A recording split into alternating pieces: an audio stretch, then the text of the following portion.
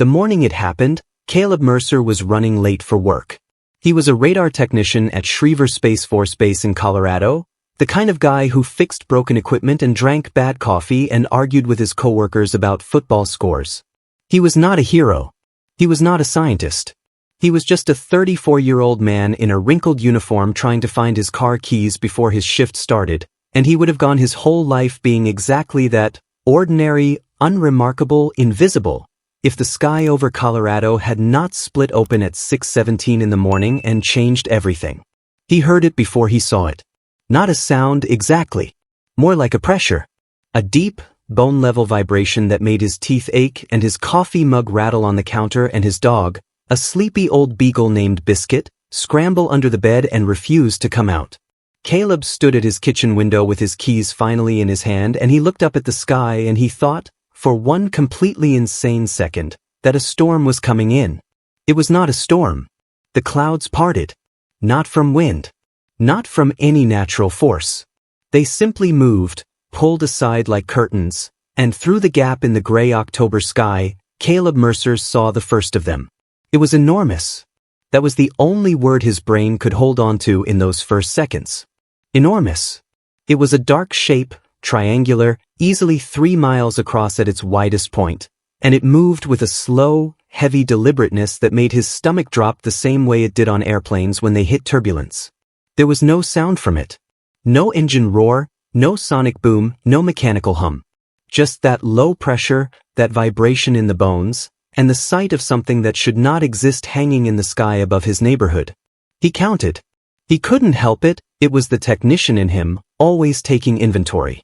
1, 2, 12, 20. He stopped counting at 40 because there were more coming through the gap in the clouds, sliding out of somewhere that was not the sky and not the earth, emerging from a point of entry that seemed to tear reality like old fabric. They spread across the horizon in all directions, these enormous dark triangles, moving slowly, patiently, like they had all the time in the world and knew it. His phone rang. It was his commanding officer, Major Diana Tran, and she said only 3 words before the line went dead. Get in. Now. By the time Caleb reached the base, the parking lot was full and people were running and no one was talking to anyone else because there was nothing to say. The screens in the operations center showed the same thing from 100 different camera angles and satellite feeds. The objects, no one was calling them ships yet, not out loud, had spread across every major continent. They were positioned over cities, over military installations, over bodies of water, over stretches of farmland in the American Midwest and dense jungles in the Amazon basin and frozen tundra above the Arctic Circle. 743 of them. That was the count they settled on after 2 hours of frantic satellite tracking and cross-referencing.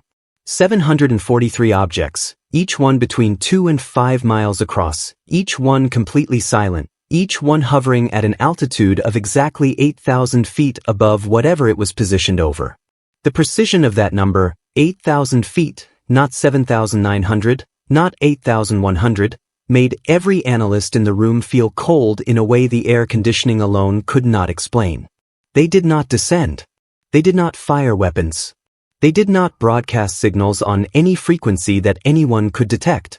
They simply held their positions and waited, and the waiting was somehow worse than anything else they could have done. Major Tran stood at the head of the room and looked at her people and said, "I need everything you know in the next 10 minutes. Go." What they knew was almost nothing. No radar system had detected them before they appeared.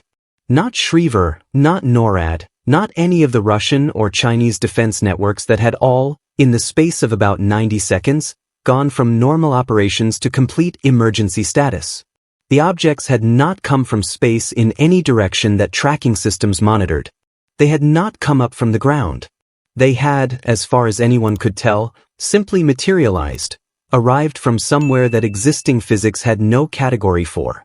Their surface composition could not be determined from any sensor available. Radar bounced off them or absorbed into them, no one could agree which, and the results were useless either way. Thermal imaging showed nothing. No heat signature, no cold signature, nothing that differed from the ambient air temperature around them. They were invisible to infrared. They were invisible to ultraviolet. Optical cameras showed them clearly, as solid and real and there as mountains, but every instrument designed to learn something about a physical object simply reported back silence. Like looking at a wall and the wall doesn't have a surface, one of the younger analysts said, and nobody laughed because it was not wrong. Caleb sat at his station and ran every diagnostic he knew and came up with the same thing every time. Nothing. And in radar work, nothing is the most frightening reading you can get, because nothing means your equipment is broken or your target is doing something your equipment was never built to understand, and in this case every piece of equipment on the base was functioning perfectly. The objects were simply choosing not to be understood.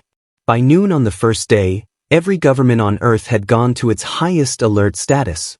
By 2 in the afternoon, an emergency session of the United Nations Security Council had been convened, though what they were supposed to do about 743 objects that no weapon in the human arsenal had been tested against was a question no one in that room could answer. By 4 o'clock, the first footage was on every news channel and social media platform in the world, and the global panic was beginning, slow at first like a wave forming far out at sea, and then faster still. The objects did not react to the panic. They did not react to the fighter jets that several nations scrambled and sent up to circle them at a cautious distance. They did not react to the radio broadcasts in every language humans spoke, transmitting on every frequency humans used, saying variations of the same thing. We are here, we mean no harm, please communicate. There was no response. They hung in the sky like judgment and said nothing. Caleb worked his shift and then worked the next one without going home, catching 3 hours of sleep on a cot in a supply closet and eating crackers from a vending machine. Most of the base was the same. Nobody wanted to be somewhere else. Nobody wanted to be away from the screens and the data and the controlled, productive illusion that if they just worked hard enough and watched closely enough they would understand what was happening. On the second day, the objects over the oceans began to move. Slowly. A few hundred meters at a time, then pausing. Then a few hundred meters more. They were not moving toward land. They were moving toward each other. 3 of them in the Pacific, 2 in the Atlantic, 1 in the Indian Ocean.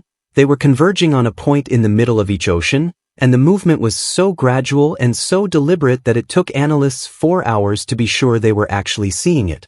They're grouping up, someone said. Or they're getting into formation, someone else replied. Nobody said what a formation would mean. Nobody needed to. The objects over land did not move. The ones over cities and military bases and stretches of wilderness stayed exactly where they were, 8,000 feet up, silent and patient. Only the ocean ones moved, and they moved with a slowness that felt, to the exhausted people watching them, almost ceremonial. Like something preparing for something. Like something that had all the time in the world getting into position. Caleb watched the data and thought about the precision of it. The 8,000-foot altitude, consistent across all 743 objects regardless of geography, regardless of what was below them. The timing of their appearance, coordinated across every continent in under 90 seconds. The way they had shown up on optical cameras but nowhere else, as if they had specifically decided to be visible to human eyes and invisible to everything else. That was a choice. That was not accident or coincidence. Whatever these things were, they had thought about humans, had studied what humans could and could not detect, and had made deliberate decisions about what they wanted humans to know and what they wanted to keep to themselves. That thought, more than any other, was what kept Caleb Mercer from sleeping properly for the next 6 days. On the third day, Dr. Una Park arrived at Schriever. She came in a government SUV with 2 other scientists and a security escort, and she looked like she had not slept in 3 days, which she had not. She was a physicist from MIT, 39 years old, and she had spent the last decade working on theoretical frameworks for non-standard space-time geometries, which was a field so abstract that most of her funding applications got rejected and most of her colleagues thought she was wasting her time. She did not look like she thought she was wasting her time anymore. She was put in charge of the analysis team, which meant she was given a room, a whiteboard, 12 exhausted people, and access to every piece of sensor data collected in the previous 3 days. She looked at all of it for 4 hours without speaking. Then she said, "They came through a fold." Caleb was in the room. He said, "Eh, what?" Space-time fold. Not a wormhole, not a portal. Those are science fiction terms that don't map onto the actual physics. The fold. Imagine space as a piece of paper. You want to get from one side to the other without traveling the distance between them. You fold the paper so the 2 points touch. These objects did not travel to Earth from somewhere else. They moved the somewhere else to here. She paused. That's why no radar picked them up. There was no approach. There was no trajectory. They were somewhere else and then they were here, and the transition happened in less than a second. Is that possible? Someone asked. She looked at them steadily. It happened. So yes. What she could not explain, what kept her at the whiteboard until 2 in the morning every night, was the energy requirement. Folding space-time across any meaningful distance, by every theoretical model that existed, required energy on the scale of stars. Not power plants. Stars. Multiple stars. The idea that any civilization had access to that kind of energy was, by human standards, not just advanced but incomprehensible. The gap between human technology and whatever these objects represented was not the gap between a bicycle and an airplane. It was the gap between a bicycle and a galaxy. If they wanted us gone, she told Major Tran on the 4th day, we'd already be gone. Whatever this is, it's not an attack. Then what is it? Tran asked. Yuna looked out the window at the sky, where the object over Colorado Springs hung visible on the horizon, dark and vast and still. I don't know, she said.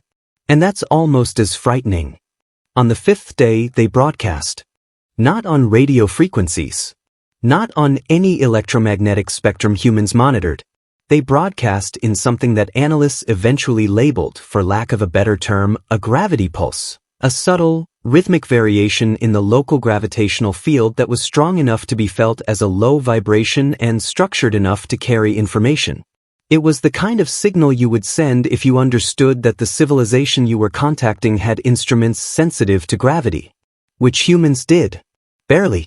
The instruments that detected it were built to find gravitational waves from merging neutron stars, and they were barely sensitive enough to pick up what the objects were sending, and Caleb thought that this too was a choice. A signal strong enough to find if you were looking, quiet enough to miss if you weren't. The signal was not language. Not in any sense that could be translated. It was mathematical, structured patterns that repeated with variations, ratios and sequences that were clearly intentional and clearly not random, but the specific meaning of those patterns, what they were trying to communicate, was something that Yuna's team worked on for 36 straight hours without cracking. What they could say was that the signal was a response.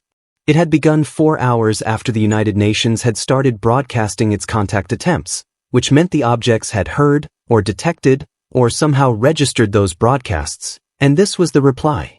A reply in a medium humans could technically detect but had never used for communication, which meant either that the objects did not know how humans communicated with each other, or that they knew perfectly well and had chosen a different medium deliberately. Why would they do that? Someone asked. Caleb said quietly, because they don't want to talk to us. They want to talk to the version of us that can understand this. The room went quiet. Yuna looked at him. He shrugged. It's a test. Or a filter. They're not going to translate down to our level. They're waiting to see if we can reach up to theirs. She thought about that for a long time. Then she said, start working on the math. They worked on the math. All of them, in rotating shifts, on whiteboards and computers and printed sheets of paper spread across every flat surface in the room. The patterns were recursive. Each sequence contained smaller versions of itself, which contained smaller versions still, like mathematical fractals. There were prime numbers, yes, but beyond primes there were relationships between sequences that suggested something more complex, something that kept slipping away when you thought you almost had it, like trying to see a shape in fog. On the 6th day, the objects over the oceans completed their formations. In the Pacific, 3 objects now formed a perfect equilateral triangle, each one positioned at equal distance from the others, the whole formation spanning about 40 miles. In the Atlantic, the same 2 had joined into a close pair. In the Indian Ocean, one had stopped at a point that, when mapped against the positions of objects on land, fell at the geometric center of the 3 nearest land-based objects. Caleb spent an hour mapping all the object positions and their geometric relationships, and what emerged made his hands stop over the keyboard. They were a grid. All 743 of them, when plotted on a spherical model of Earth, formed a three-dimensional geometric lattice. Every object was equidistant from its nearest neighbors when curvature was accounted for. They had covered the Earth the way you would cover a sphere with a net, evenly, precisely, with no gaps and no redundancies. He showed Yuna. She looked at the map for a long time. Then she said very quietly, "They've enclosed us." "Like a cage?" he asked. "Like a measurement," she said. "They're not surrounding us to contain us. They're surrounding us to take a reading, or to run a calculation, or to do something to the planet that requires access from all sides simultaneously." She shook her head. "I don't know what. But this is not an invasion formation. An invasion doesn't need to cover the Indian Ocean. An invasion covers the capitals and the missile silos. This is something else." Something else was the phrase they kept coming back to and never getting past. Something else, something else, something else.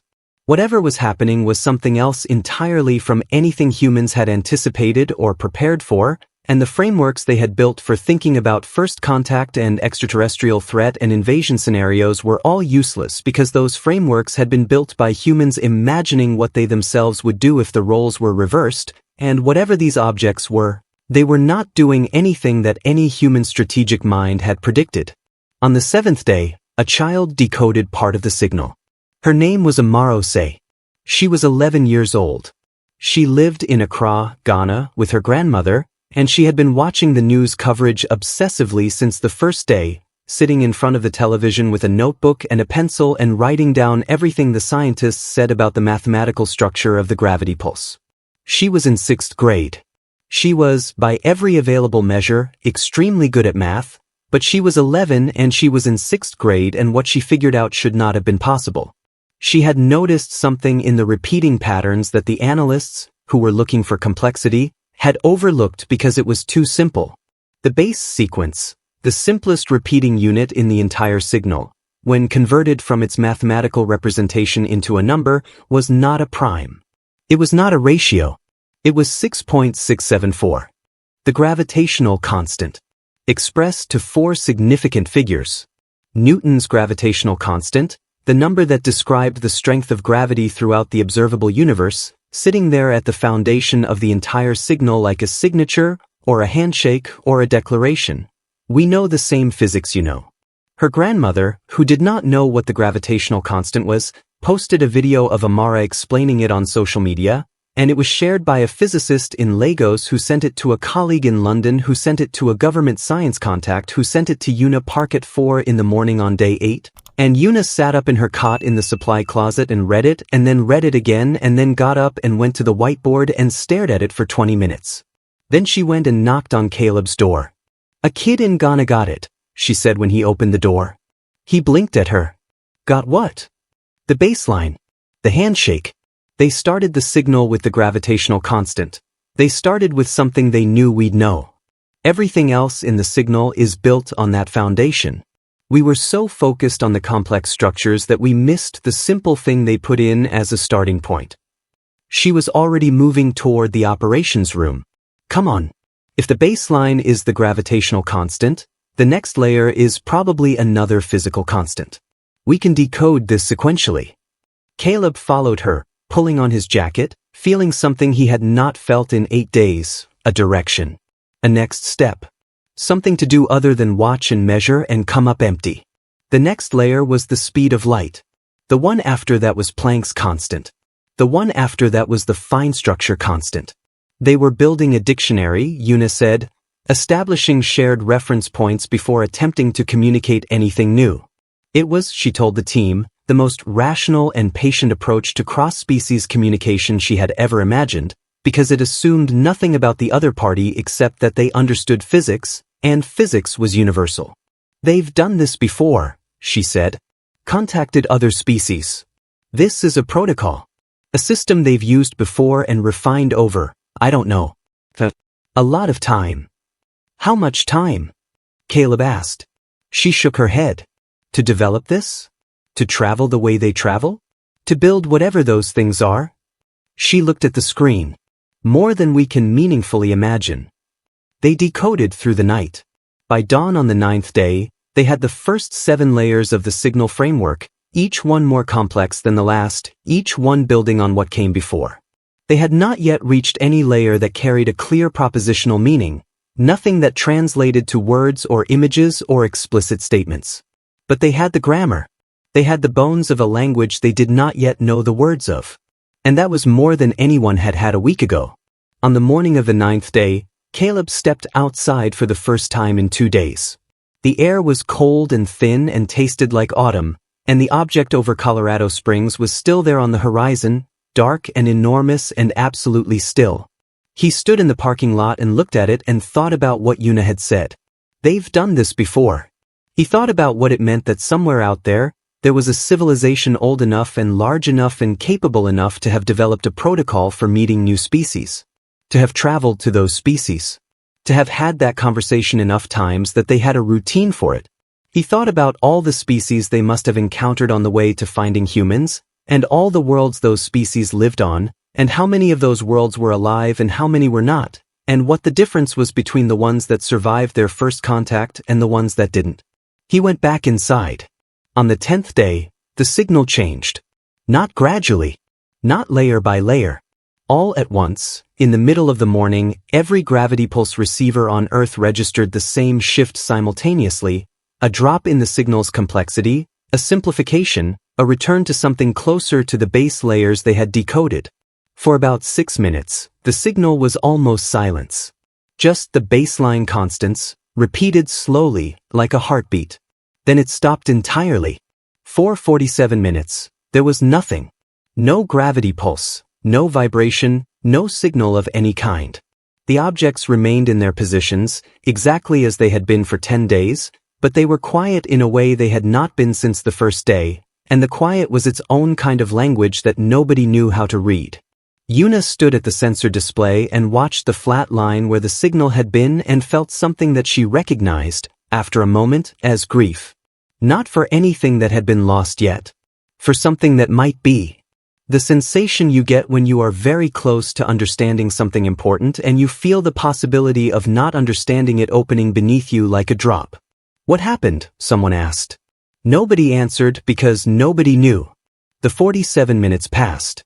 Then 50. Then an hour. Then, at 11:43 in the morning on day 10, something else happened. Something that was not the signal. Something that had not happened once in the entire 10 days since the objects appeared. One of them moved. Not one of the ocean formation objects. Not one at the edge of the grid. The one over Colorado Springs. It descended. Slowly, patiently, exactly the way it did everything, with a deliberateness that felt like consciousness, like decision. From 8,000 feet it dropped to 6,000, then to 4. At 2,000 feet it was low enough that people on the ground could see its underside. A surface that optical cameras showed as smooth and dark and featureless, no panels, no seams, no visible technology of any kind. At 500 feet it stopped. The vibration that everyone within 50 miles of Colorado Springs felt was not like before. Before it had been background, easily ignored, a hum in the bones. This was clear and present, a low sustained note that made car alarms go off and windows flex in their frames. Not painful. Not aggressive, but impossible to ignore. Major Tran looked at Caleb. Caleb looked at Una. Una looked at the screen showing the object's position and then at the decoded layers of the signal still displayed on the whiteboard and then at the blank display where the signal had been for the last hour and 10 minutes. It's not sending anymore, she said slowly, because it's here. Caleb said, what does that mean? It means the communication phase is over. She looked up from the whiteboard. Her face was very still. Whatever comes next is something that can't happen over a signal. The room was silent. Outside, over Colorado Springs, the object hung at 500 feet and waited, and the morning light caught the edge of it at some angle that it had not been at before, and for the first time in 10 days it reflected something. A thin line of pale light along one edge, the first indication in all that time that the surface was not perfectly absorptive, that it was capable of returning something it received. That small thing, a reflection, a sliver of ordinary morning light, was somehow, to Caleb, the most frightening thing he had seen in 10 days. Because it meant that what was up there was not a force of nature and not an abstraction and not a puzzle to be solved from a safe analytical distance. It was a thing that could be approached. And in 14 hours, they were going to be told to approach it. The meeting lasted 4 hours and involved 5 governments and 11 agencies and produced a document that nobody was fully satisfied with and everyone agreed was the only available option. A contact team would go to the object over Colorado Springs. Small, 4 people. No weapons, because the notion of bringing weapons was something that every analyst agreed was either useless or actively dangerous or both. Scientific instruments. Communication equipment carrying the decoded signal framework to broadcast back to the object in its own language. And cameras, because the world needed to see this, and controlling what the world saw and didn't see was, at this point, a thing that governments understood was beyond their ability. The team was Una Park, Kayla Mercer, a linguist named Dr. Hassan Farouk, who had been working on the signal's structural grammar for the last 4 days and who had developed a way of thinking about it that Una said was unlike anything she'd seen from anyone else on the team.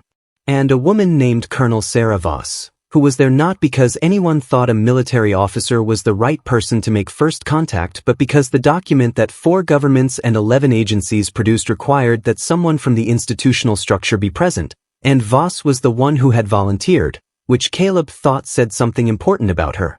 They drove to the site in government vehicles at 3 in the morning, through empty streets, because the evacuation order for a 10-mile radius around the object had been issued 2 days earlier and enforced with more compliance than anyone expected.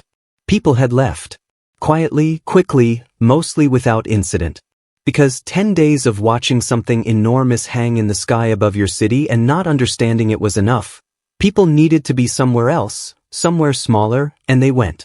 The site was an open area on the edge of the city, what had been a park before the evacuation. The object was above it.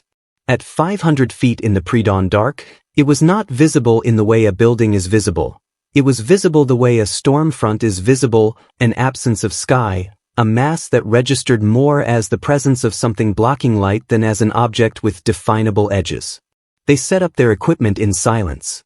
There was nothing to say that had not been said already, in the meeting and in the smaller conversations after the meeting and in the long silent hours of the drive out.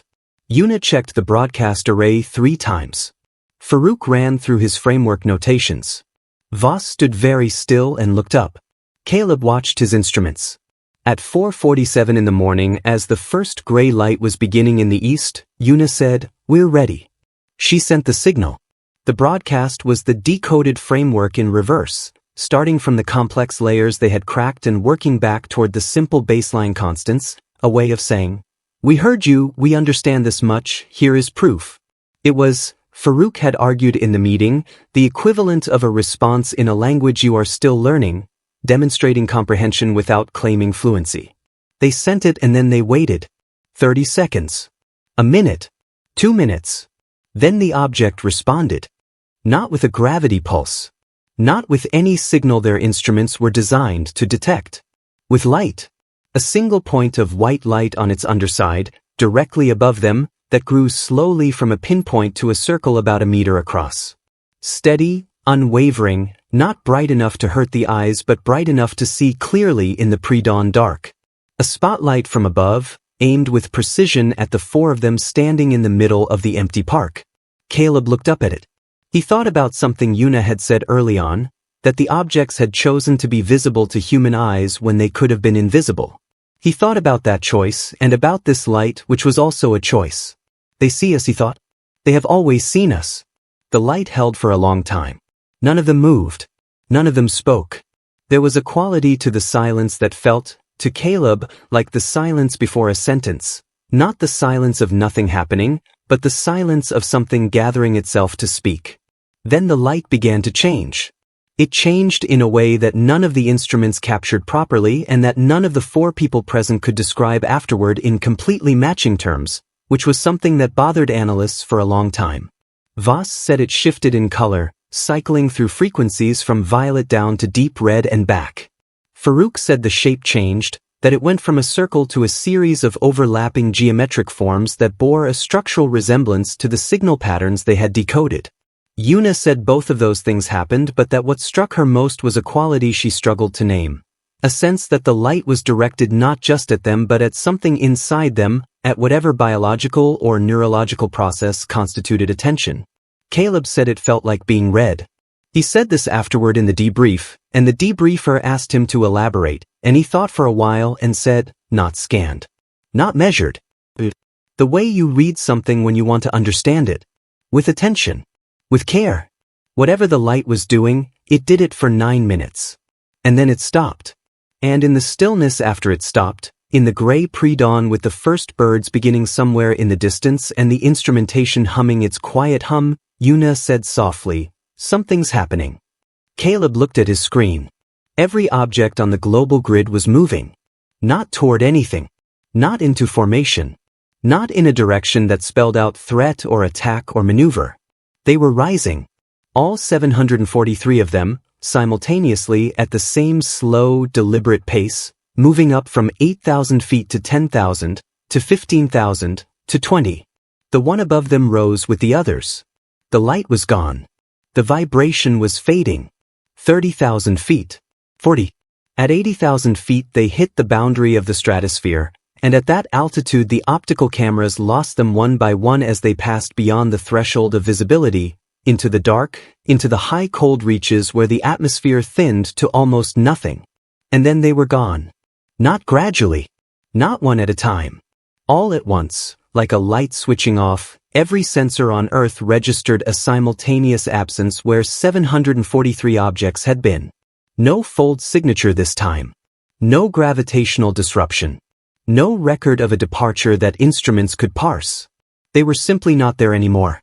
Caleb stood in the empty park in the growing morning light and looked at his instruments, which showed clear sky, and looked up at the sky itself, which was clear, and felt something that was not relief and not disappointment and not fear but some combination of all three that language did not have a word for.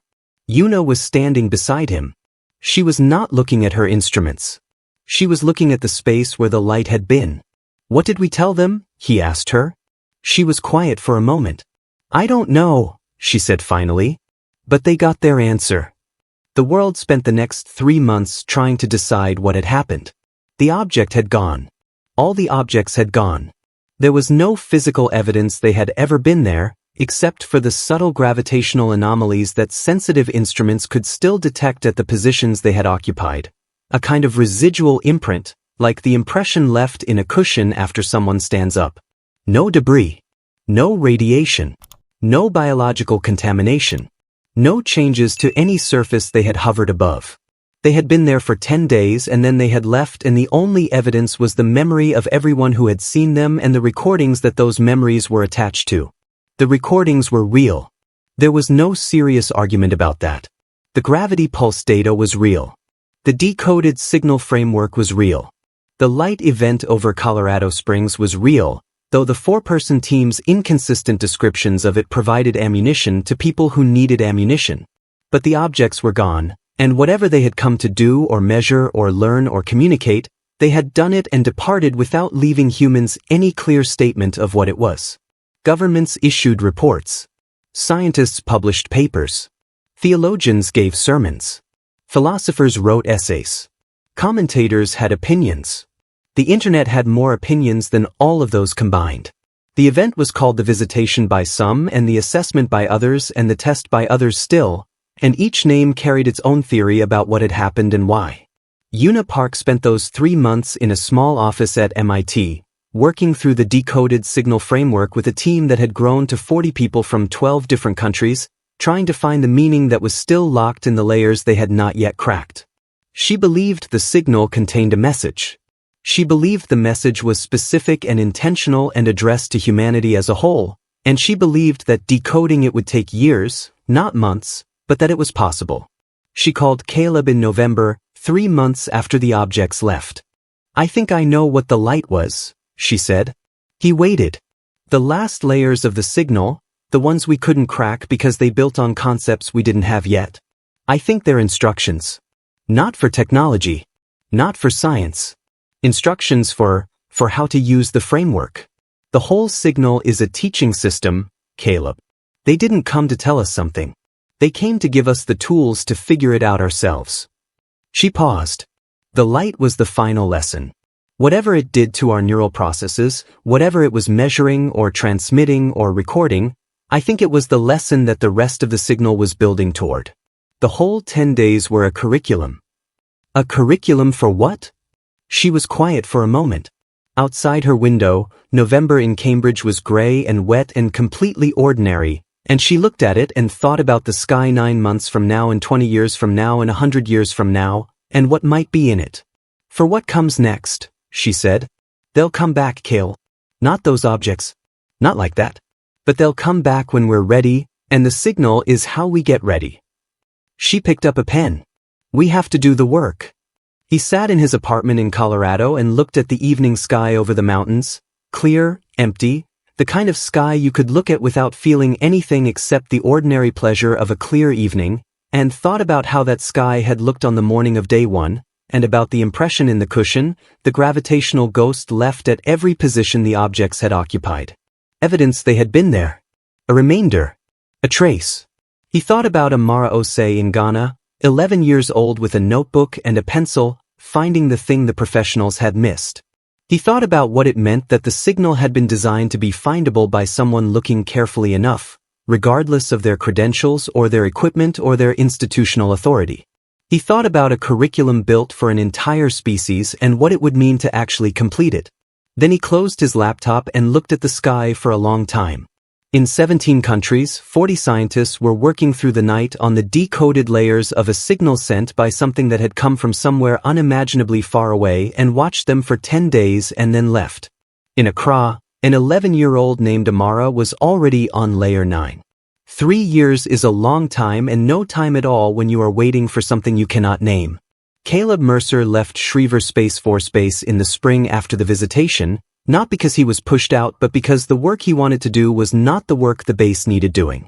The base needed people who could upgrade sensor arrays and calibrate radar systems and write reports about defensive readiness against a threat profile that the brass had not yet figured out how to describe. Caleb wanted to work on the signal. So he left the uniform in a closet and drove to Cambridge, Massachusetts, and knocked on Una Park's office door and said, "Tell me where to start." She had told him. He had started. The team at MIT had grown by then to 70 people across 4 institutions, with a consortium of 12 government science agencies providing funding and an informal network of independent researchers contributing from 30 countries. The decoded signal framework had been published, all 9 foundational layers, in a paper that Una and Farouk and 6 others had spent 8 months writing and that had, when it appeared, generated the most intense scientific response to any publication in recorded history, not because anyone immediately understood it, but because the structure of it was so unlike anything produced by human minds that engaging with it was both disorienting and addictive, like trying to learn a musical instrument that had been designed by someone who did not share your assumptions about what music was for. Amara Osei, now 14, had been given access to the full dataset through a program that was less a formal educational arrangement and more an acknowledgement, by several very senior scientists, that she was looking at the problem from an angle that none of them were capable of adopting. She worked in the evenings and on weekends, communicating with the team over encrypted channels, and she had cracked layer 11 before any of the adults, using an approach that Farouk later described as structurally obvious once you see it, which means it was structurally obvious to a child before it occurred to any of us. This was the state of things when the signal changed. It was a Tuesday in October, 3 years and 12 days after the visitation. Caleb was in the lab, a converted classroom on the 3rd floor of the physics building, covered in whiteboards and printouts, permanently smelling of cold coffee, working through layer 16 with a graduate student named Thomas Way, when every gravity pulse receiver connected to the global monitoring network registered a new transmission simultaneously. Not a return of the original signal. Something different. Shorter. More direct. The same medium, the same fundamental structure, the same baseline constants used as reference points, but where the original signal had been layered and complex and designed to be decoded gradually over years, this was almost blunt. Thomas saw it first on his screen and said, Dr. Mercer? Caleb looked over at the display. He looked at it for 3 seconds without speaking. Then he pulled out his phone and called Una. She was in a meeting. She picked up on the second ring. New signal, he said. The pause. How different? Different. Not curriculum. Communication. Another pause, longer. He could hear her already moving, already heading out of whatever room she was in. I'm coming, she said. Don't decode anything without me. He had not touched the signal. He stood in the middle of the lab and looked at the display and waited, and Thomas sat very still at his desk because he was 23 years old and he had been 8 when the visitation happened, and the objects hanging in the sky over London, one of them positioned directly above his school, was his earliest clear memory, and now he was in a room with a new signal, and he understood, in the way that young people understand things they have been preparing for without knowing it, that his life was happening to him right now. Una arrived in 11 minutes. She stood at the display for 30 seconds without speaking, then pulled a chair up to the keyboard and started working. Caleb pulled a chair up beside her. Thomas watched from the other side of the room, afraid that moving would break something. It took 4 hours.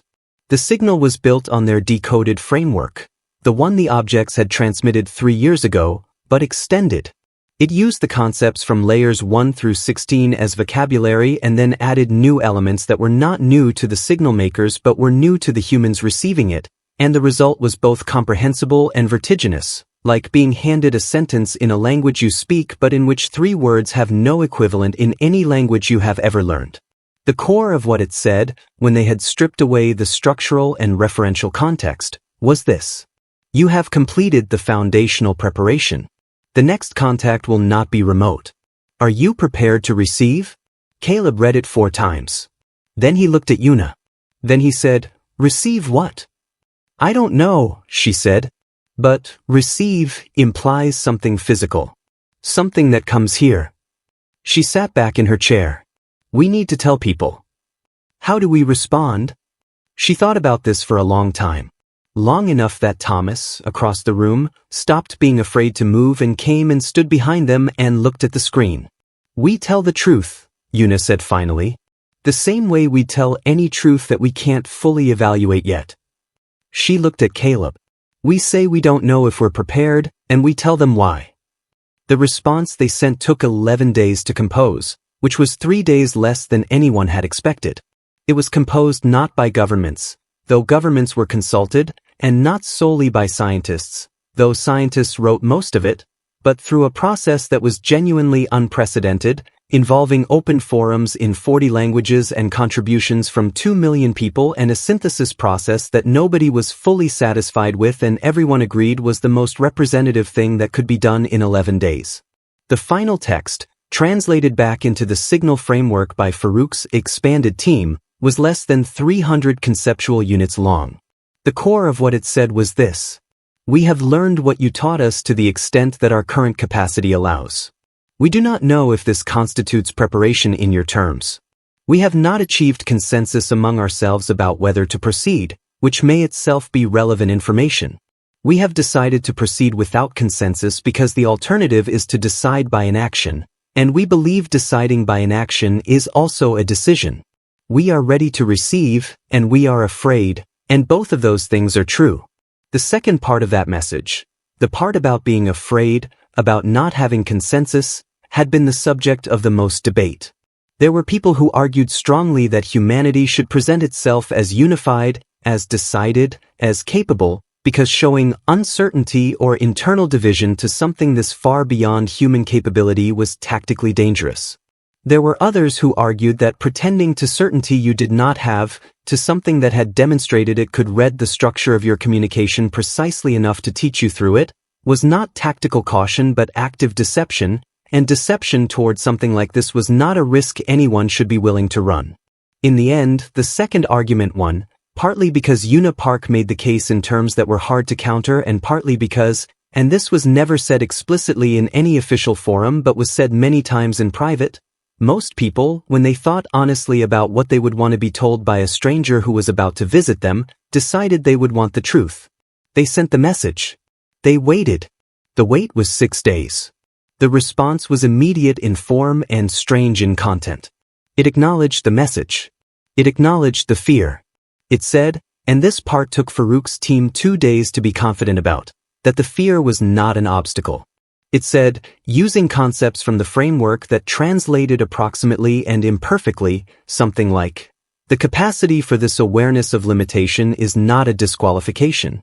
It is the thing we came to confirm. Then it said, prepare a place of gathering. We will come to it. One, not many. One vessel, not the fleet. A single object, coming to a place that humanity designated as the gathering point. The choice of location was left entirely to humans, with no specifications except that it be a place where many humans could be present.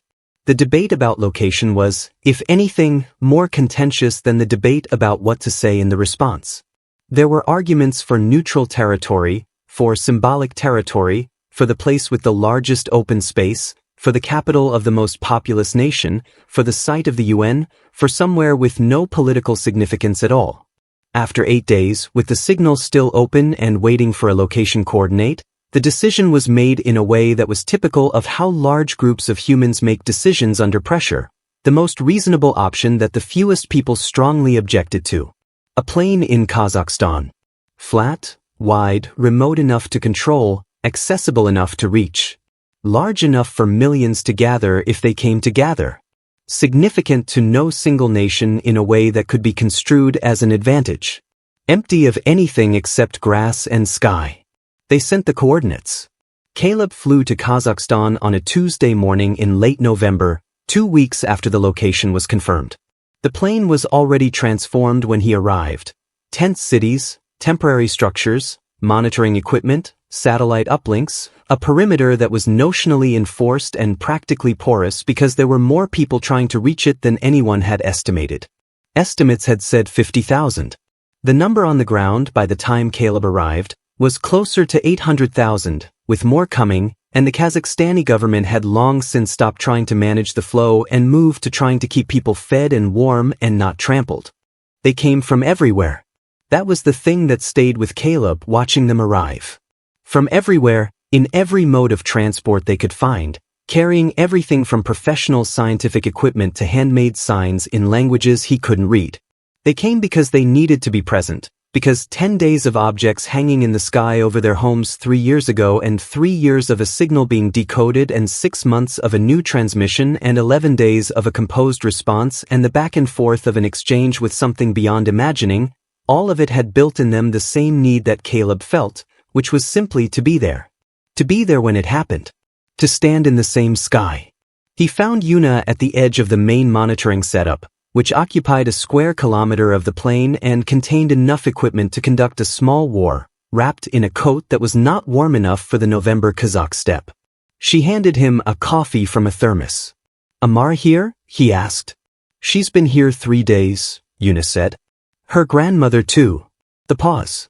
She's on layer 22. Of the new signal? Of the original. She says layer 22 has a structure she recognizes from something in the new signal, and she thinks they're connected in a way we haven't mapped yet. She sipped her coffee. She showed me this morning. She might be right. They stood together and looked at the sky, which was clear and cold and the particular deep blue of high-altitude late morning. The horizon was flat in all directions. Above them, nothing. When? Caleb asked. The signal said within a day of our arrival. We arrived this morning as a gathered group, by their definition. So within a day. What's their definition of arrival? She smiled, which was something she did more now than she had 3 years ago, when the signal was new and everything about it was tense. I think it's when the right people are in the right place, she said. Which is not a scientific answer, I know. But the signal doesn't always give scientific answers to questions that aren't scientific questions. He thought about that. He thought about what questions were scientific and which ones were not, and about the line between them, which the signal, increasingly as they decoded deeper, seemed to treat as artificial. Around them, 800,000 people waited. Some in silence, some in conversation, some in prayer. Children ran between the equipment stands. A group of teenagers was taking photographs. An old man sat in a folding chair with his eyes closed and his face turned up toward the sky. The scene was exactly as ordinary as it was extraordinary, which was, Caleb thought, the most human thing about it. At 2:17 in the afternoon, the monitors registered an arrival. It came from the east and it came fast. Not the slow, patient emergence of the objects 3 years ago. This was something that crossed the horizon and covered the distance to the plane in under a minute, and as it came the vibration returned, the bone-deep pressure, the hum, the feeling of something that operated at a scale beyond ordinary matter moving through ordinary air. People looked up. People who had been sitting stood. People who had been talking stopped. It was smaller than the visitation objects. Much smaller. Still enormous by human standards. About half a kilometer across, circular where the earlier objects had been triangular, but the scale of it was something a human mind could hold. You could see both its front and its back edges at the same time. You could take it in as a single object. It came to a stop above the center of the plane and descended to 500 feet, which was the same altitude the Colorado Springs object had dropped to on the last day of the visitation, and Caleb noticed this and thought it was not coincidence. They remembered. They knew what that altitude had meant to the humans who had been there, the specific quality of presence it had created, and they were recreating it deliberately. For the people here who had been in Colorado Springs. For him. Something in him went very quiet at that thought. The object hung above the plane and 800,000 people looked up at it, and for a few minutes nobody did anything, just stood and looked, and the looking itself felt like something, like a kind of conversation that didn't need words. Then the light came. Not a single point this time. The entire underside of the object became luminous, not bright, not blinding, but present, a warm and even glow that covered the plane and the people standing on it in something that was not quite shadow and not quite illumination but somewhere between, the quality of light just before a storm breaks when the sky is evenly lit in all directions and nothing casts a hard shadow. Yuna was at the monitoring equipment. Caleb stood outside it, in the open, in the light. He could see Amara Ose 20 meters away, standing with her grandmother, her notebook in her hand, looking up. He could see the old man who had been sitting in his folding chair. He was on his feet now, the chair abandoned behind him. He could see a woman holding a small child against her shoulder, the child awake and looking at the light with the total concentration of very young children, who have not yet learned to look at things with less than everything they have. The light held for a long time. 7 minutes, the instruments recorded later, though it felt both shorter and longer than that to everyone present, which was consistent with what the Colorado Springs team had reported. Then, from the underside of the object, something descended. Not a ramp. Not a door. Something that began as a point of concentrated light and expanded as it lowered, taking shape as it descended, resolving from light into something solid as it came. It was a structure, a platform or a stage or simply a surface, about 10 meters across, lowering slowly on something that was not a cable and not a beam and that instruments later described only as a stable spatial discontinuity, which was a way of saying that it descended without any mechanism that recorded observation could identify. The platform came to rest on the ground at the center of the plane, at the exact geometric midpoint of the space the 800,000 people occupied, and when it touched the earth the vibration stopped completely, and the silence was so absolute and so sudden that people who had not noticed the vibration until that moment noticed the absence of it immediately. On the platform, in the light, something was waiting. This is the part of the account that everyone describes differently, and the differences are not small. The recordings show a form. Humanoid in the broadest sense, bilateral symmetry, upright, the rough proportions of a being that walks and has a head and limbs.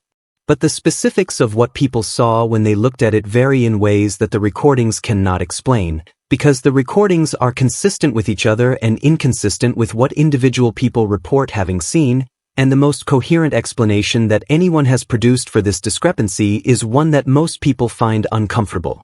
What they saw was, in some meaningful sense, what they were capable of seeing. Not in the sense that they hallucinated or imagined. In the sense that what was standing on that platform was adjusting its presentation to each observer, or to something in each observer, in a way that was tailored to the specific capacity of that observer to process it. Yuna saw a form of light and geometry, pure structure, the visual equivalent of the signal framework.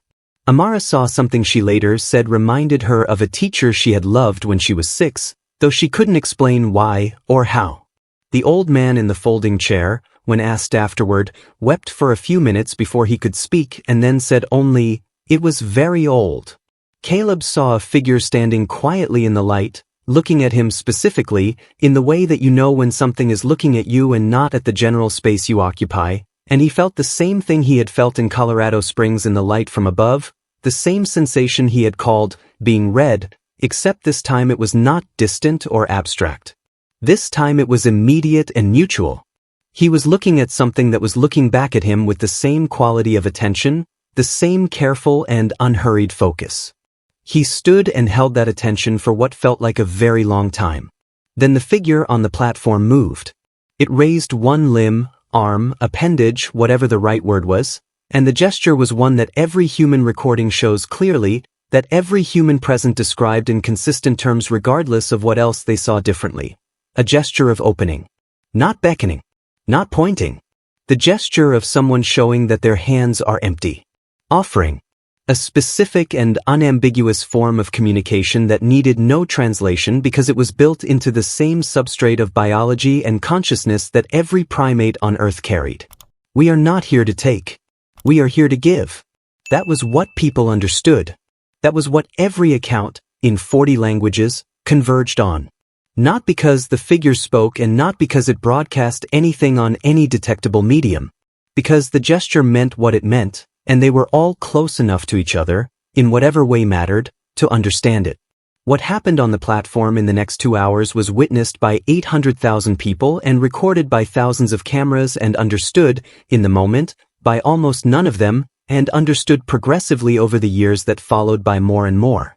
The figure spoke, or communicated, or transmitted. There is no word for what it did that is both accurate and in any existing human language, in a way that the monitoring equipment captured as an extension of the original signal, using the framework but in real time, at a speed and complexity that no human could process as it happened. What people in the crowd experienced in the moment was not comprehension but something more like impression. A sense of vast information passing close to them, the way you sense a current in water even when you cannot see it. The decoded content of what was communicated took the full MIT team 2 years to translate to a level of working comprehension. It took 7 more years to translate to a level that could be communicated to non-specialists without doing violence to the meaning. This document is not that translation. But what the translation eventually showed, in outline, was this. They had been traveling for a very long time. Not years or decades or even centuries in the way humans used those words. The scale of their travel was measured in what the signal framework eventually provided a term for that translated approximately as deep time. Time measured in the formation and dissolution of stars, in the cooling of galaxies, in the long, slow breathing of the universe at scales where biological life was a very recent and very fragile development.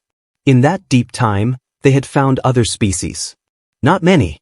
Fewer than you might think, given the size of the universe, and this was itself a piece of information with weight. The universe was large and quiet, and life was rare, and intelligent life was rarer still, and most of it, when they found it, was either too early, too young, too fragile, too far from the capacity for the kind of communication the signal required, or too late, which was a category that nobody in Yuna's team could fully translate for years, and which remained, even after translation, the piece of the communication that was hardest to hold. What they offered to the species they found that were neither too early nor too late was not technology. Not power. Not the kind of material uplift that human science fiction had imagined for a century. What they offered was continuity. A place in a network that was old beyond human reckoning and that was built not on shared physical resources but on shared knowledge. A kind of library, or a conversation, or both, that had been accumulating for longer than the Earth had existed and that carried, somewhere in its vast structure, the voices of species that had risen and thought and reached out and been found. The signal was not a curriculum, exactly, or not only that. It was an application. It was a way of asking, are you ready to join this? Are you at a stage of development where you can receive what we have accumulated and contribute to it in return? And the answer, the thing the light in Colorado Springs had been reading, the thing the 9 days of hovering had been assessing, was not a yes or no but a more complex evaluation, one that had to do with the structure of what they were becoming, not what they had already become. The fear in the message. The acknowledgement of internal disagreement. The decision to proceed without consensus and to say so honestly. These things, the communication indicated, were not flaws in the application. They were part of the answer. They were, in fact, part of what the assessment had been looking for. The capacity to say I don't know was, in the terms the signal framework used, a prerequisite. Not sufficient on its own, but necessary. Caleb sat outside his tent on the plane that night, long after the platform had risen back into the object and the object had risen into the sky and gone, and he looked at the stars. There were a lot of them. The steppe was flat and the sky was dark and unpolluted, and the stars were the kind of view you only get far from cities, a density that the mind wants to make sense of and can't, too many to count and too many to name, and each one a possible sun around which possible worlds turned, some of them already known in the network that was now, in principle, offering a door. Una came and sat beside him. She had her notebook open but she wasn't writing in it. How long? He asked. To fully translate? Years. To fully understand? Longer than that. She looked up. But the door is open. What do we have to do? She was quiet for a moment. Learn, she said. Really learn. The signal gives us access to more layers, more framework, more vocabulary. But the access is proportional to what we do with it. It's not a gift that lands in your lap. It's a relationship. You get out of it what you put in. He thought about that. About what it meant for a species to put something in. About the millions of people who had come to this plane, who had watched the sky for 3 years, who had sent their fear along with their willingness in a message to something they could not comprehend. About Amara, who was probably still awake in her tent, working on layer 22. What about the ones that came too late? He asked. The untranslatable category. The one that had not been fully decoded. Una looked at the stars. I think, she said slowly, that too late doesn't mean what we're afraid it means. I think it means past a certain point of self-isolation, past a certain point of turning inward. Not destruction, necessarily. Just withdrawal. Choosing not to look outward anymore. She paused. Which is also a choice. And maybe a valid one. But not one that's compatible with joining something larger. He sat with that for a while. We looked outward, he said. We did, she said. The stars were very bright and very numerous, and the night was very cold, and somewhere above them, in the dark between the stars, something that had traveled through deep time was moving away from Earth and toward whatever came next on its ancient and patient itinerary, carrying with it the information that a small blue planet at the edge of an unremarkable galaxy had passed an assessment that most species never got to take. Not because humans were exceptional. Not because they were powerful or advanced or unified or without flaw. But because when something had appeared in their sky and said, in the most fundamental language of physics, we are here, they had eventually, through confusion and fear and disagreement and 11-year-old girls with notebooks and exhausted technicians who couldn't find their keys in the morning, looked up. Amara Osei cracked layer 22 on the flight home from Kazakhstan. She was sitting in the middle seat of an economy row between her grandmother and a stranger who was asleep, with a window that didn't face the sky, and she was working through the signal on her laptop with the specific focus of someone who has not yet learned that problems are supposed to be hard, and the solution came to her the way solutions always came to her, all at once, like a key turning. She looked at it for a long time. Then she looked up and out the window, but the window was on the wrong side and showed only sky. Layer 22 was a map. Not of space. Of the network. A representation of the connected species, their positions not in physical space but in the kind of space the signal framework described, where proximity meant something other than distance and connection meant something that the word connection did not fully capture. It was a map of what had been built over deep time, and it was large, and at one edge of it, small, new, just barely present, was a point that had not been there before. A new voice in the conversation. Just beginning. Still finding its words. She stared at it for a long time. The stranger in the aisle seat was still asleep. Her grandmother had her eyes closed but was probably not sleeping. The plane was full of tired people going home from the most extraordinary thing that had happened in human history, and most of them had their window shades down and their eyes shut, and Amara understood this. It was a lot, it was more than a lot, it was the kind of thing you needed to rest after. But she also thought, not yet. She kept working. 3 years later, Caleb stood in a room at MIT with 46 people and looked at the results of a decade of work. The full translation was not finished. It might never be finished, in the way that a conversation that is still ongoing can never be finished. But what they had was enough. Enough to understand, in terms that could be communicated to anyone willing to listen, what they had been offered and what it would require. It required this, that humans choose, collectively, to continue the work. Not any specific government and not any specific institution and not any specific group of humans but the species, in aggregate, over the kind of time that the signal framework measured, generations, centuries, the slow accumulation of a genuine engagement with something vast and patient. It did not require that they agree. The signal was explicit on this point, in a way that had surprised everyone on the team initially and that made more sense the longer they worked with it. Disagreement was not an obstacle. Internal division was not a disqualification. The only thing that was a disqualification was the choice to stop looking outward, to decide that what was out there was not worth the effort of understanding, to turn inward and away and close the door from the inside. As long as there were people looking, the door was open. Caleb thought about the old man in the folding chair on the Kazakh steppe, and about Amara with her notebook, and about his commanding officer who had picked up the phone on the first morning and said 3 words that sent everything in motion. He thought about the 11 days it took to write a message and the decision to tell the truth about being afraid. He thought about Una saying, "We say we don't know, and we tell them why." He thought about Biscuit, the old beagle, who had hidden under the bed on the first morning and had lived another 4 good years after that before dying quietly in the sun in the backyard, having no idea what had happened in the sky above him and not needing to know. He thought, some of us look up and some of us stay in the grass, and both of those things are true of humans at any given moment. Both of those things are fine. But the ones who look up, they have to keep looking. He went home that evening through the Cambridge November, and the sky was clear, and he looked up, and he kept walking. The signal is still broadcasting. It has been broadcasting for 13 years now, uninterrupted, in the same medium and on the same frequencies as the original. Every gravity pulse receiver on Earth picks it up.